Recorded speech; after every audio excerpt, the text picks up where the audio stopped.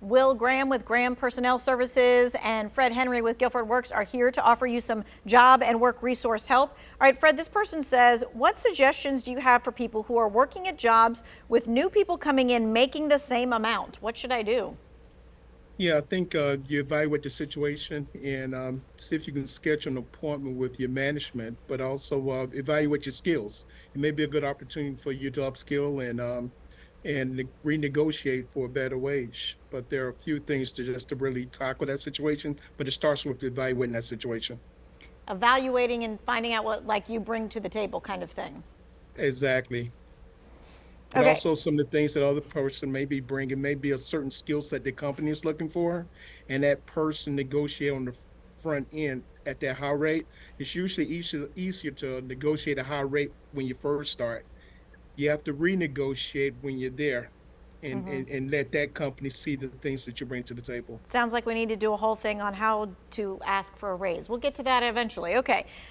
Will, this person's asking, my daughter is a recent graduate of 2002 in chemical engineering. She worked in Georgia for a while, but she's looking to come home. How can you help her? I can help her. I mean, it's as simple as that. Chemical engineers, we're hiring for plenty of them. Mechanical engineers, electrical engineers, quality engineers, product engineers. She should not have a problem finding a job. Have her reach out to my organization or Fred's organization. That is a job seeker who is going to be able to dictate what they want. Fred, this person's asking, do you have to put your medical information on a job application? No, do not do it. Do not do it. Even if they ask for it, you don't need to do it. No. All right. Will, this person's saying, are hospitals recruiting or are there creative job postings for RNs out there? So, yeah, tons of hospitals are still recruiting. There's just probably the biggest staffing shortage is still in the healthcare industry. So especially RNs, LPNs, NPs, PAs, CMAs. So you should be able to. I know that the big hospitals around here are constantly recruiting, and then you could do travel, locum tenens, and things like that as well.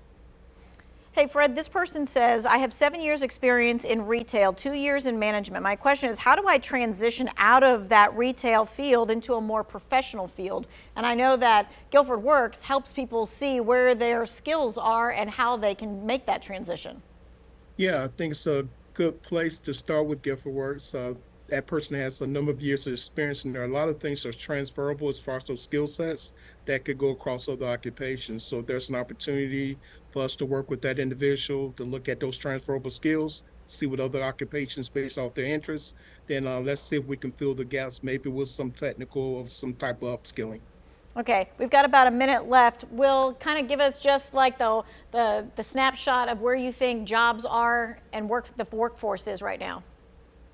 It's very strong. I don't know how much stronger it can get. I worry that maybe in 6 months or so it could cool slightly, but it might not. It might just buck the trend. But I mean, the unemployment rate's at like 3.6%. It's not it can't go much lower. But so we're at about a 52-year low. So it's about as good as it can get. So get in the job market. All right. Thank you both for your time and your expertise. I so appreciate it. If you missed any of this information, if you missed any of the events that are happening this week and next week, they'll be in the web story on WFMYnews2.com.